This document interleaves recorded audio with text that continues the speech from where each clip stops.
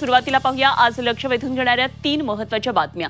यामध्ये पहिली लक्ष वेधून घेणारी महत्त्वाची बातमी ती म्हणजे पावसासंदर्भातली। दिवाळीच्या सणावर पावसाचं सावट आलंय आणि पुढचे 4 दिवसात राज्यात जोरदार पावसाचा इशारा देण्यात आलाय। या पावसामुळे दिवाळीच्या आनंदावर विरजण पडलंय, तसंच काढणीला आलेल्या पिकांवरही संकट ओढवलंय। पावसासोबतच मुंबईसह राज्यातल्या प्रमुख शहरांच्या प्रदूषणामध्ये कमालीची वाढ झाली आहे, त्यामुळे नागरिकांच्या आरोग्यावर त्याचा परिणाम झालाय। दुसरी लक्ष वेधून घेणारी महत्त्वाची बातमी ती म्हणजे लाडकी बहीण योजनेसंदर्भातली।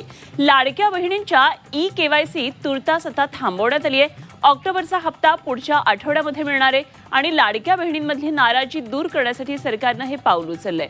दुसरीकडे या योजनेमध्ये 164 कोटींचा घोटाळा झाल्याची धक्कादायक बाब उघडकीला आली आहे। 12,431 पुरुषांनी या योजनेचा लाभ घेतल्याचं उघडकीला आलंय आणि आता त्यांच्यावर काय कारवाई करणार याकडे सगळ्यांचंच लक्ष आहे।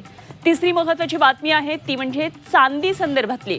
ऐतिहासिक उंचीवर पोहोचलेल्या चांदीला आता मात्र उतरती कळा लागली आहे। चांदीच्या दरात तब्बल 8,000 रुपयांची घट झाली, त्यामुळे 2 लाखांवर पोहोचलेली चांदी आता 1,62,000 आली आहे।